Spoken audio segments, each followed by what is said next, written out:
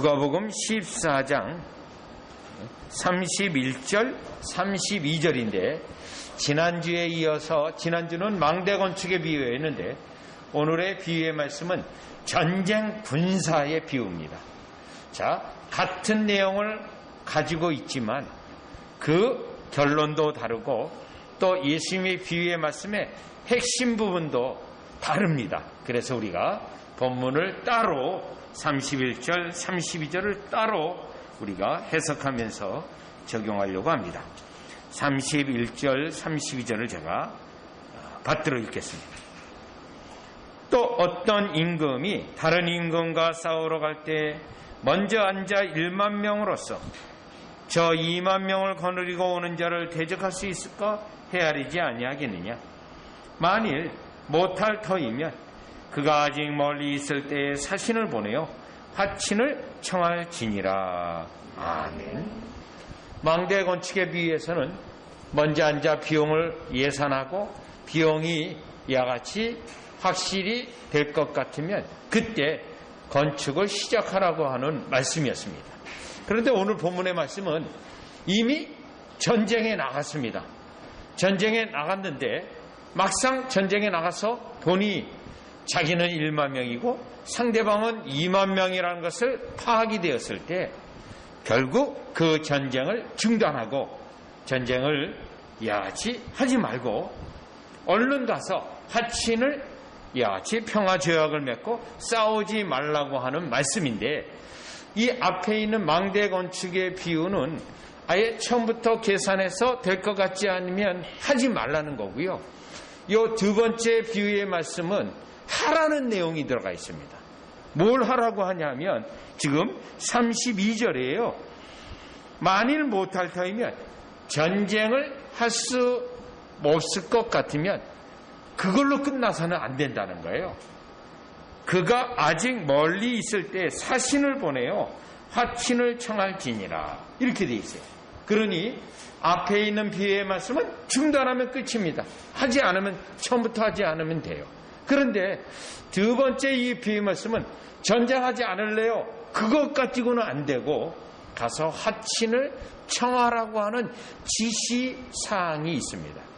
그래서 우리는 이 두 개의 비유가 같은 내용의 핵심은 가지고 있지만 내용상 방법론이 결론이 제시되고 있기 때문에 이 부분을 예수 그리스도를 믿는 것에 어떻게 믿어야 되는지 또 어떻게 믿으면 안 되는지에 대한 내용이 들어있으므로 이 본문을 가지고 망대 건축의 비유와는 달리 여기에 중요한 영적인 원리가 있는데 그것을 우리가 살펴보려고 합니다.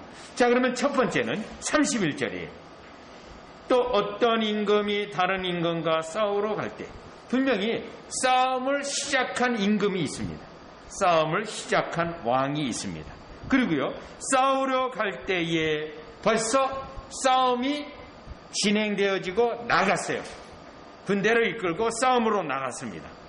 그러고 나서 그때 싸움을 시작한 그 군대가 10,000명이라는 걸 알고 상대방이 왕이 2만 명이라는 걸 그때 알게 됩니다.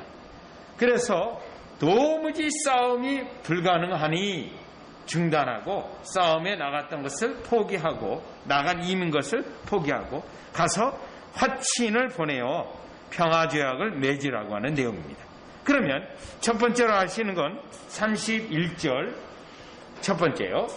또 어떤 임금이 다른 임금과 싸우러 갈 때의 요구입니다. 자, 자신이 10,000명의 군사를 가지고 있고 상대방이 2만 명이 가지고 있는 군사는 사실 싸움을 시작하기도 전에 파악해야 됩니다. 싸움을 전쟁의 원리세요. 그런데 이제 싸움을 시작했는데 아니라는 걸 알았던 거예요. 그러면 여기에 나와 있는 첫 번째 이 본문에서의 의미는 어떤 임금이 다른 임금과 싸우러 갈 때 이미 싸움은 뭐죠? 자신의 호기를 가지고 싸움을 시작한 겁니다. 자, 자신의 호기를 일단 가서 싸우자 하고 전쟁하자 하고 전쟁을 시작을 한 겁니다. 그러면 여기에 나와 있는 이 비유의 말씀의 이 부분은 무엇을 말하냐면 분명히 잘못된 신앙의 하나의 부류를 말합니다. 잘못된 신앙인데 여기는 호기를 가지고 전쟁을 했다는 것은 자신이 예수 그리스도를 믿겠다고 하면서 화려한 신앙 고백을 했습니다. 나는 이렇게 예수님 믿을 겁니다. 나는요 예수님 믿게 되면 이런 일도 하고요 정말 훌륭한 성도가 될 거예요.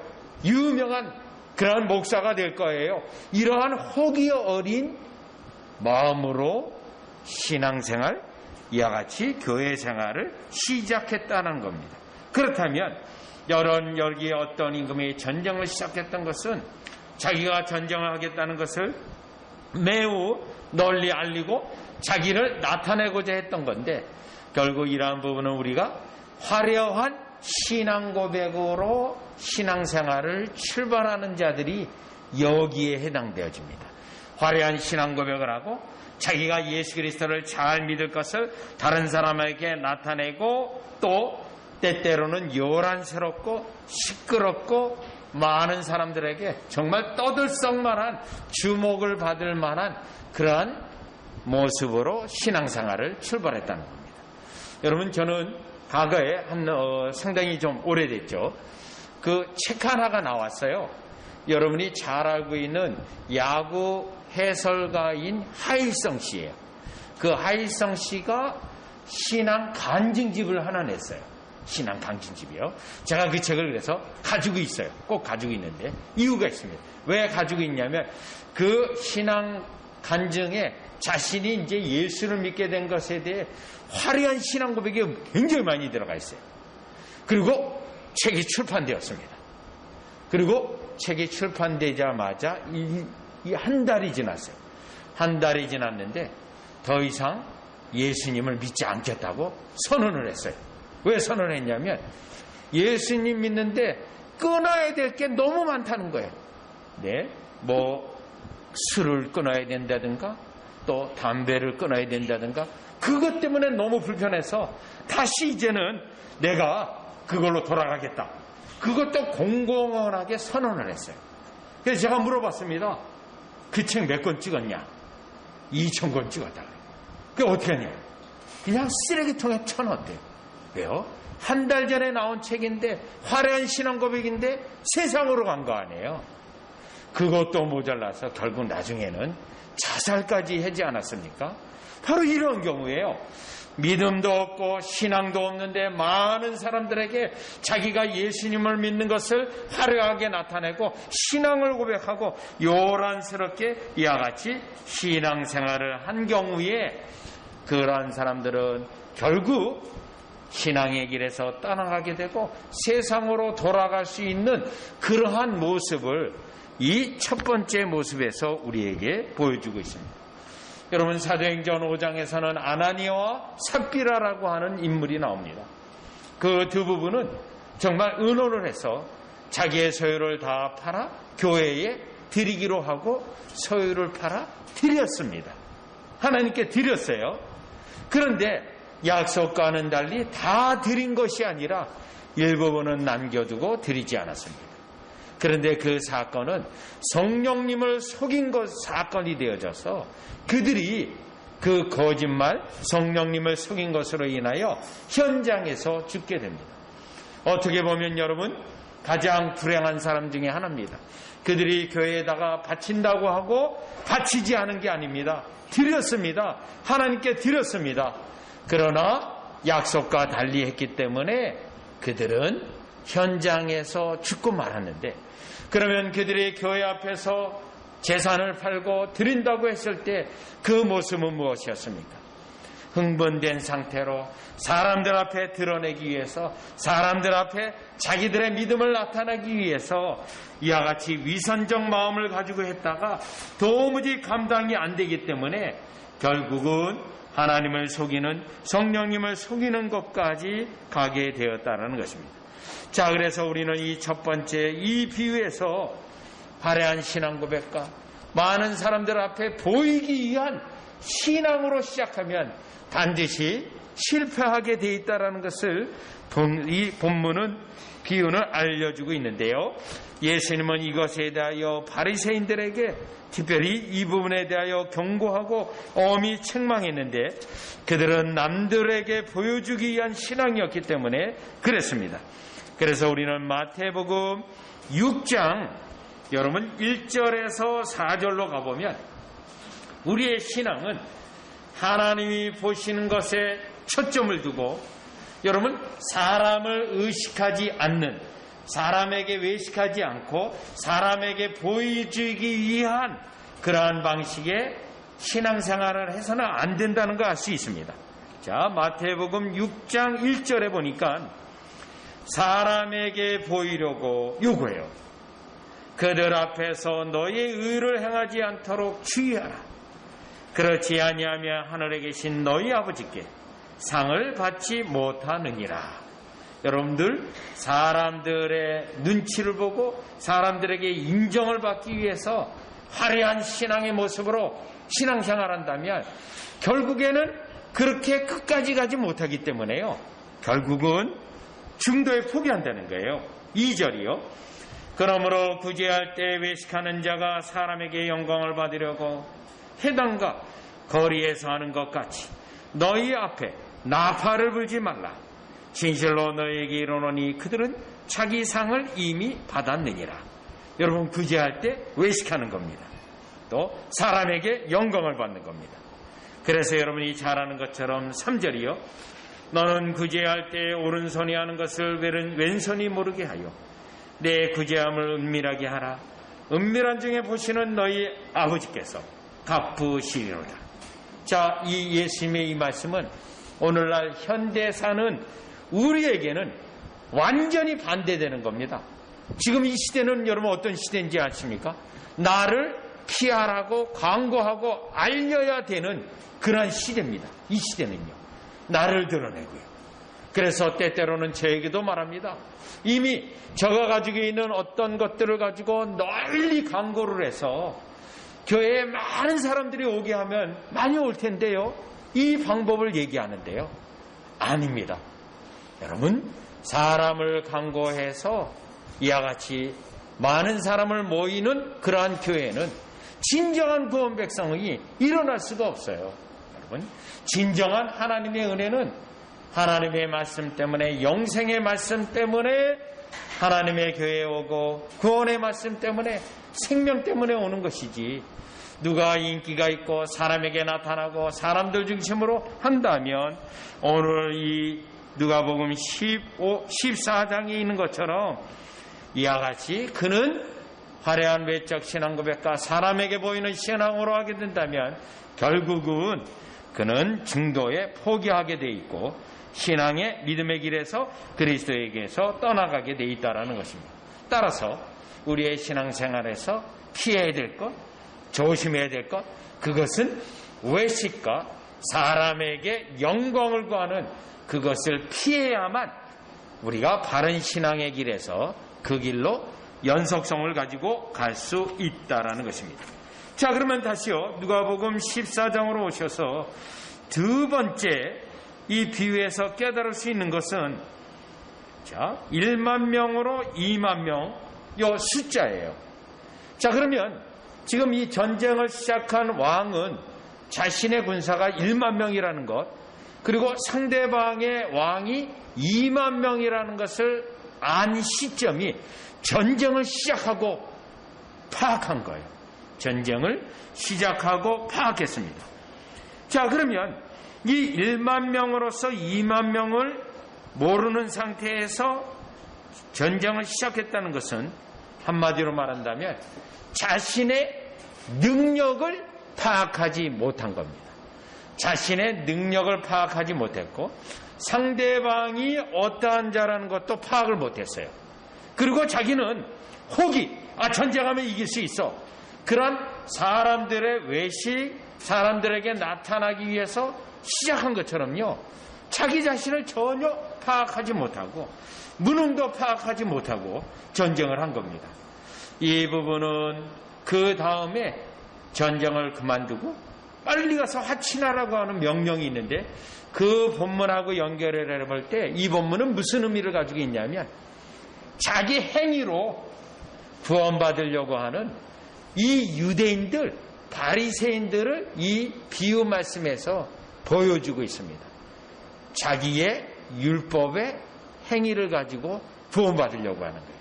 그러면 구원받을 수 있습니까? 없습니까? 자기 자신을 율법을 지켜서 의로움을 얻을 수 있나요? 없나요? 없어요. 그런데 그것도 파악하지 못하고 율법과 계명을 지켜서 구원을 받으려고 하는 이 유대인들, 이스라엘 사람들, 바리새인들의 모습을 이들이 보여주고 있는 겁니다. 비유가요.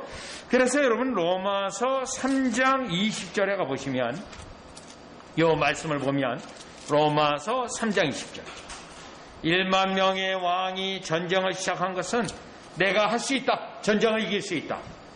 내가 율법을 지켜서 의롭게 될 수 있다.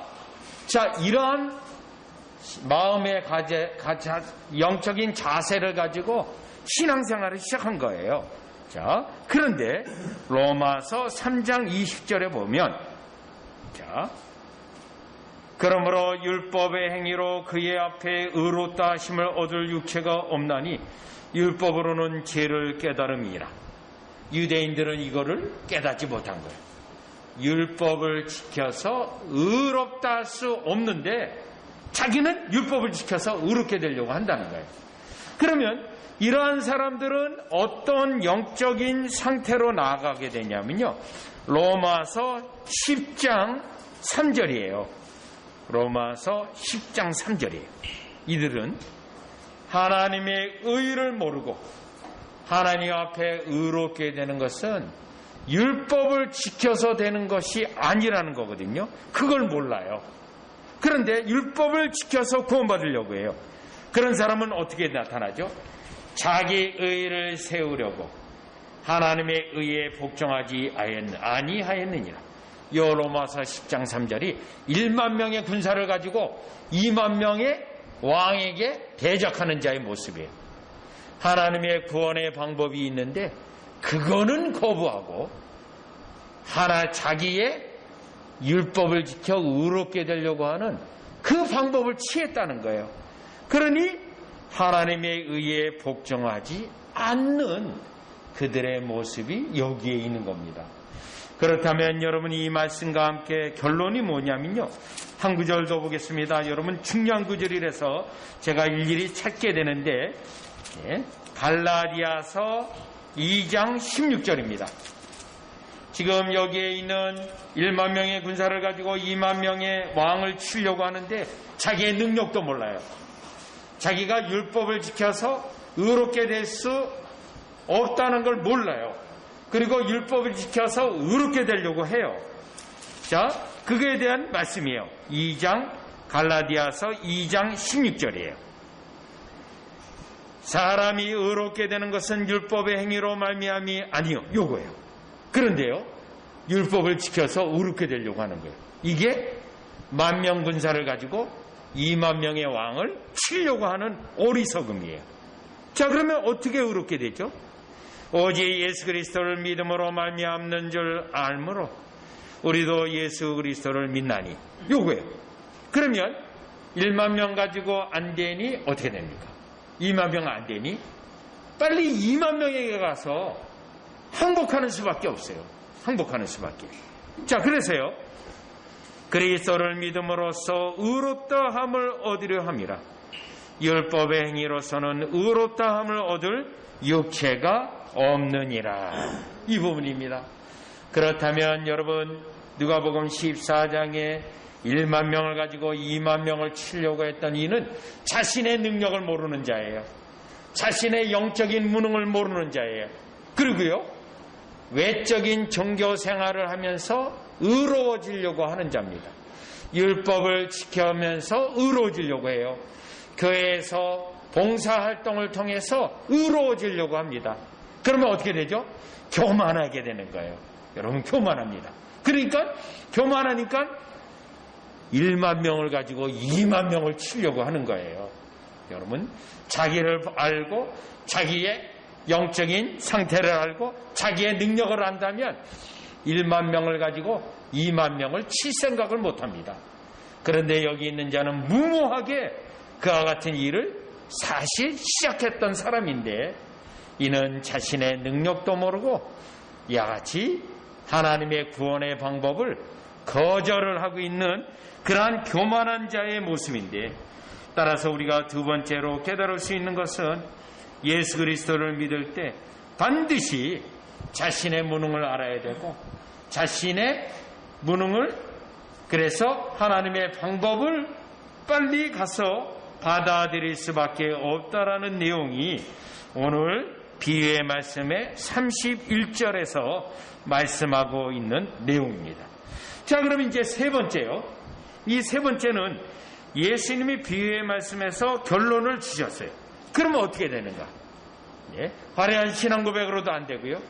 자신의 무능함을 깨달아서 이와 같이 2만 명의 왕에게 가서 빨리 화친을 하라는 거예요. 32절 보시죠. 만일 못할 터이면, 이제 자신의 능력을 알았어요. 무능하다는 걸 알았습니다. 할 수 없다는 걸 알았습니다. 자, 영적인 은혜가, 이 은혜가 있어야 그리스도에게 갈 수 있어요. 그 다음에 그가 아직 멀리 있을 때에 사신을 보내어 하친을 청할지니, 요게 비유의 결론이에요. 뭐죠? 하나님에게 빨리 항복하라는 겁니다. 우리의 무능을 깨닫고 우리의 아무것도 아닌다라는 걸 깨닫고 우리가 의로워질 수 없다는 걸 깨닫고 교만해서 겸손해져서 이 왕에게 가서 하친을 청하려면 어떻게 되죠? 낮아져야 됩니다. 자존심을 세웠다가는 큰일 납니다. 얼른 낮추어서 왕에게 가서 하친을 청하고 항복을 선언하고 그래야 그가 살 수 있다는 거예요. 망대 건축 비유에서는 망대를 아예 짓지 말아라, 그걸로 끝났는데 이 비유의 말씀은 하친을 청하라고 하는 해답이 있고 결론이 있어요. 이거는 우리가 예수 그리스도를 믿을 때 예수 그리스도 앞에 가서 항복하고 하나님 앞에 항복하고 오직 하나님의 은혜를 붙잡는 우리가 되어야 예수님을 믿을 수 있는 건데, 이때 우리는 우리의 고집을 꺾고 또 하나님 앞에 낮아져서 잘못했다고 고백을 하고 용서를 구해야 한다라는 거예요. 하나님께서는 우리를 예수 그리스도로 이끄실 때 우리가 너무 뻣뻣하고 교만하고 1만 명을 가지고 2만 명을 쌓으려고 하는 그 모습이 있다면 우리에게 낮추시는 작업을 합니다. 여러분, 누가복음과 함께 있는 사도행전 9장을 가보세요. 사도행전 9장을 가보시면 사도행전 9장 1절에 보면 사도 바울이 회심하기 전에 얼마나 율법을 지키면서 스스로 의로워졌고 얼마나 교만했으며 얼마나 자기의 주장이 강했는지 보시죠. 9장 1절이에요. 사울이 주의 제자들에 대하여 여전히 위협과 살기가 등등하여 대제사장에게 가서 위협과 살기가 등등해. 왜요? 예수 믿는 자를 다 죽이려고, 그들을 죽이려고. 얼마나 교만합니까? 이 일을 누가 시킨 것도 아니에요. 자기가 하는 거예요. 왜요? 자기 의를 나타내기 위해서요. 결국 우리 주님이 이를 어떻게 하죠? 3절입니다. 사울이 길을 가다가 다메섹에 가까이 이르르더니 호련히 하늘로부터 빛이 그를 둘러 비추니 예수님이 그에게 나타나셨습니다. 부활하신 예수님이. 4절입니다. 땅에 엎드러져 들으며 그 빛이, 예수 그리스도의 나타나심의 빛이 너무 강하기 때문에요, 다 꼬꾸라지게 돼 있어요. 여기 어떻게 되냐? 땅에 엎드러졌어요. 땅에 엎드려. 하나님의 나타남의 능력이에요. 소리가 있어 이르시되 사울아 사울아 내가 어찌하여 나를 핍박하느냐 하시고. 책망이죠. 왜? 예수님을 거부하고 대적하고 예수 믿는 자들을 죽이고 있느냐. 그 5절이요. 대답하여 주여 누구시니까 이르시되 나는 내가 핍박하는 예수라, 이거예요. 결국 여러분 예수님을 만난 이 사건은 어떻게 됐습니까? 8절이에요. 사울이 땅에 일어나 눈을 떴으나 아무것도 보지 못하고 사람의 손에 끌려 다메섹으로 들어가서 여러분 혈기등등하고 예수 믿는 자를 죽이려고 했던 그 모습은 싸그리 다 없어졌어요. 꼼짝 못하는 눈이 멀었어요. 아무것도 보지 못합니다. 그래서 어떻게 됩니까? 낮아질 수밖에 없습니다. 9절이요. 사흘 동안 보지 못하고 먹지도 마시지도 아니하니라. 자기의 죄악 때문에 하나님께 용서를 구하는 기도에 들어간 거예요. 철저히 낮아졌습니다. 우리 주님이 자신의 구원 백성으로 부르실 때 교만한 우리를 꺾으시고 낮추셔서 결국 1만 명의 군사를 가지고 있는 왕이 안 되겠구나, 빨리 항복해야 되는구나, 그렇게 하듯이 우리를 항복시키시는 우리 하나님의 방법입니다. 그래서 여러분 마태복음 12장 20절에는 우리를 심판하여 이길 때까지 낮추신다고 되어 있습니다. 그래서 항복할 때, 우리가 항복할 때 우리 주님이 우리의 손을 붙잡아 일으키신다고 되어 있어요. 그래서 마태복음 12장 20절에는 이사야서 42장 3절과 4절의 내용하고 결국 이사야서 64장 6절하고 연결되어 있는데, 결국 우리가 낮아지고 항복을 해야 하나님이 우리를 돌보시고 우리를 건지신다는 거예요. 그렇기 때문에 예수님의 비유의 말씀은 하친을 청하는 것 그 속에서 1만 명의 왕이 전쟁을 시작한 무모함에 대하여 회개하고 그 2만 명의 군사를 가진 왕에게 빨리 가서 항복하고 하친을 청하라고 하는 것처럼 우리로 하나님에게 예수 그리스도에게 나아가서 항복하라고 하는 이 예수 그리스도의 믿는 방식을 우리에게 말씀하고 있는 겁니다. 그래서 우리는 예수 그리스도를 믿을 때 사실은 주님 앞에 나아갈 때 천부여 의지 없어서 하고 손들고 항복하면서 나가는 겁니다. 그 항복한 다음에요, 로마서 12장 1절에 보면 우리가 제물이 되어져요. 여러분 로마서 12장 1절로 가보겠습니다. 예수 믿는 원리예요. 예수 믿는 원리는 내가 살아서 내 주장과 내 고집과 나의 의견을 펼치는 게 아닙니다. 예수 믿는 것은 로마서 12장 1절 우리 주님 앞에 항복하는 것으로 시작해요. 손들고 항복하는 것으로 시작해서 12장 1절입니다. 여러분 다 같이 우리가 한 목소리로 함께 읽어보겠습니다. 그러므로 형제들아, 내가 하나님의 모든 자비하심으로 너희를 권하노니 너희 몸을 하나님이 기뻐하시는 거룩한 산 제물로 드리라. 이는 너희가 드릴 영적 예배. 여러분 살아있는 제물이에요. 제단에 제물로 드려지면 어떻게 됩니까? 꼼짝 않고 거기에 있어야 됩니다. 거기서 빠져나가겠다고 할 수도 없어요. 그냥 묶여있는 제물이에요.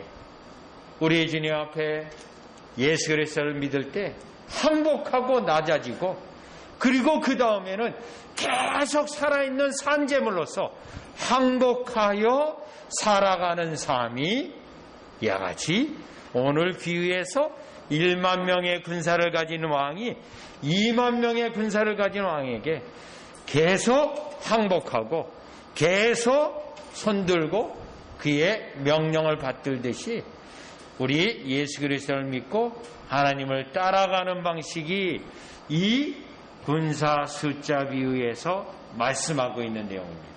그렇기 때문에 망대 건축에 비유와는 달리 화려한 신앙 고백으로 하는 자는 결국 신앙 고백에서 떨어질 것이고, 자기의 의로움으로 신앙 고백하는 자는 결국은 망할 거지만, 그 가운데 진정한 은혜가 있는 자는 자신의 무능을 깨닫고 구원을 위해서 그리스도와 하나님께 나와 항복하는 자, 그가 구원의 은혜가 있는 자라는 것을 우리가 비유의 말씀을 통해 깨달아서 저와 여러분은 예수 그리스도를 믿는 것이 산제물로 항상 하나님 앞에 항복해서 하나님이 우리를 주관하시는 대로 따라가는 저와 여러분이 되어주시기를 주 예수 그리스도의 이름으로 축원합니다.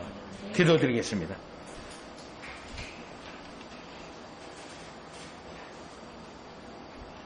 하나님, 전쟁 군사의 비유의 말씀에서 잘못된 신앙 두 가지가 나오게 됩니다.